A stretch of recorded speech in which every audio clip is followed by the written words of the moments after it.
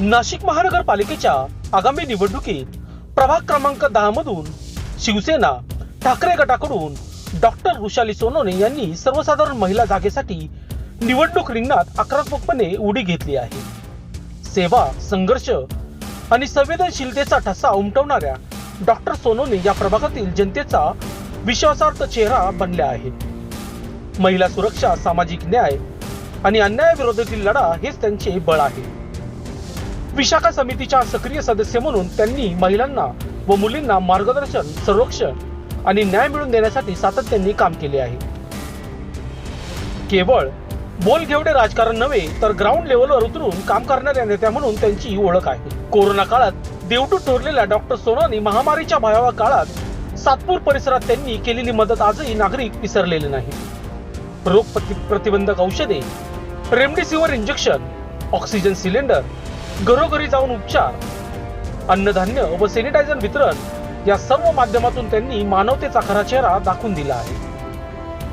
रक्तदान शिबिरे, महिलांसाठी शिलाई मशीन प्रशिक्षण, धार्मिक सांस्कृतिक उपक्रम अशा असंख्य समाज उपयोगी कार्यात त्यांचा सक्रिय सहभाग राहिला आहे. काम बोलतंय ही केवळ घोषणा नसून त्यांनी ती कृतीतून सिद्ध केली आहे. डॉक्टर सोनवणे यांनी स्पष्ट शब्दात सांगितले, किमान 30% भूमिपुत्रांना रोजगार मिळालाच पाहिजे. रोजगार मिळाला तर तरुण गुन्हेगारीकडे वळणार नाही आणि समाज सुरक्षित बनेल. सेवा, सुरक्षा आणि संवेदनशील नेतृत्व या त्रिसूत्रीवर ठाम विश्वास ठेवत डॉक्टर रुशाली सोनवणे आता प्रभाग क्रमांक 10 मध्ये परिवर्तनाची ठोस लढाई उभी करत आहे. यावेळी मतदार काय निर्णय घेतात या संपूर्ण शहराचे लक्ष लागले आहे. काही आपण कुठल्या मुद्द्यावरती 2026 ची निवडणूक लढवत आहे, काय सांगा? तुम्ही पाहिलं असेल, गेल्या पंचवार्षिक मध्ये सुद्धा मी निवडणूक लढवली होती. अगदी अल्पशा मतांनी मला तो पराभव स्वीकारावा लागला आणि 2026 मी ह्या अनुषंगाने निवडणूक लढवतीये. आपण पाहतो आपल्या प्रभागात रस्ता, रोड, लाईट, पाणी हे तर खरं प्रशासकीय अधिकारात गोष्ट व्हायला पाहिजे. जर आपण टॅक्स भरतो तर ह्या गोष्टी झाल्याच पाहिजे. पण त्यासाठी सुद्धा आपण पाहत असाल, जसं जाधव संकुल एरिया असेल, वर्धा राधाकृष्णनगर एरिया असेल, त्याच्यात सुद्धा आजही हंडे मोर्चे निघतायत. ही शोकांतिका आहे.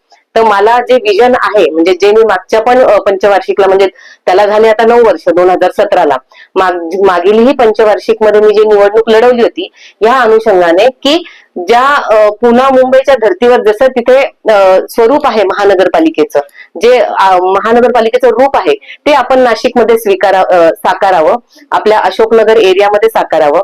जसं आपण म्हणतो की बालकांच्या अनुषंगाने तिथे काहीतरी काम झालं पाहिजे. जसं आपण क्रीडांगण म्हणतो, जे ओपन स्पेस आहे तिथे गवत वाढते, घाण टाकली जाते, त्याची दुरावस्था आहे, तर त्या ठिकाणी क्रीडांगण व्हायला काही हरकत आहे. आज मी स्वतः माझ्या मुलांचं सुद्धा जर बोलला, जर कोणत्या स्पोर्ट्स मध्ये त्यांना मला प्रोत्साहन द्यायचं असेल तर मला त्यांना गावात सोडावं लागतं, आणावं लागतं. ती ही सुविधा या ठिकाणी नाहीये. जर आपण महिलांच्या अनुषंगाने बोलत असेल तर महिलांना सुरक्षितता नाहीये. महिलांच्या अनुषंगाने कोणतंच त्यांना बचत गटांना कामं मिळत नाहीयेत. त्यांना हाताला काम पाहिजे. आज आपला कामगार वस्ती एरिया आहे. आपण आपला एरिया जो आहे तो MIDC ला लगत आहे. MIDC ला लगत असल्यामुळे सर्वात जास्ती स्त्रोत आहे ना इकडनंच जातो. जे कर वसूल केला जातो तो इकडनंच होतो. तर आपला सातपूर एरिया का एवढा वंचित आहे, त्या अनुषंगाने मी ही निवडणूक लढतीये की महिलांना सुद्धा काहीतरी आपण केलं पाहिजे.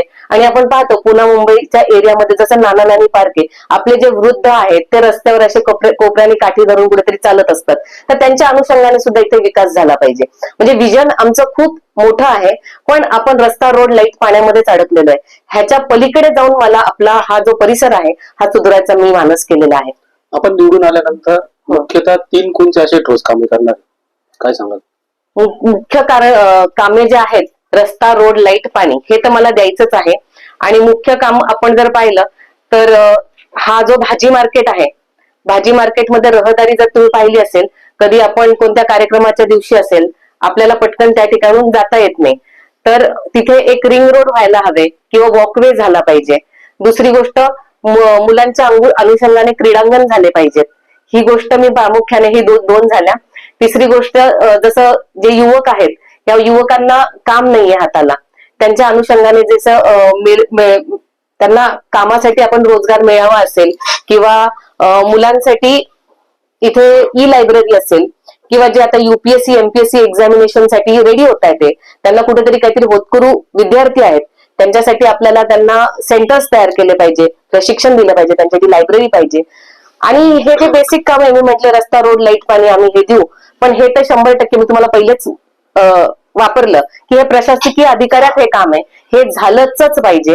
आणि ह्याच्या व्यतिरिक्त प्रभाग कसा विकसित होईल हे माझं काम राहील. निवडणुकीच्या अनुषंगाने प्रभाग क्रमांक 10 मधील नागरिकांना आपण काय आवाहन करणार? मी प्रभाग क्रमांक 10 मधल्या नागरिकांना हे आवाहन करते की ही निवडणूक स्थानिक लेवलची निवडणूक आहे, तर तुम्ही दुसऱ्या गोष्टी न बघता की कोणती व्यक्ती काम करू शकते अशा व्यक्तींना किंवा अशा पक्षाला आपण निवडून द्या. जसं आपण म्हणतो 50% आरक्षण महिलांना, कारण की मी महिला गटात उभी राहते तर नक्कीच मी महिलांबद्दलच बोलेल.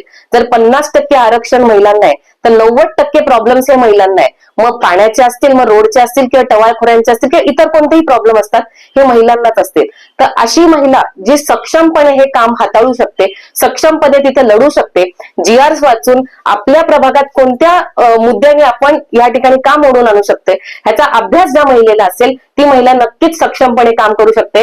मी नागरिकांना आव्हान करते की अंधारात राहू नका, कोणत्याच गोष्टीला बळी पडू नका, कोणत्या आमिषाला बळी पडू नका, कोणत्याही म्हणजे ह्यांना इलेक्शन आलं की सगळ्या गोष्टी सुचतात की तुम्ही आमचे ह्याचे त्याचे अशाने काय होतं, आपली जी पुढची पिढी सुधारायची आहे ती कुठेतरी मागे राहतीये आणि आपण 5 नाही आपण 10 वर्ष मागे आलेलो आहे. तर मी कळकळीने विनंती करते की तुम्ही जो पण उमेदवार निवडून द्याल तर तुम्ही आपलं ज्या दिवशी मतदान कराल तर त्या दिवशी तुम्ही आपलं बुद्धी ओपन ठेवा की कोण व्यक्ती काम करू शकते आणि कोण व्यक्ती योग्य आहे महापालिकेत जाण्यासाठी. एवढंच बोलते आणि थांबते. जय हिंद, जय महाराष्ट्र.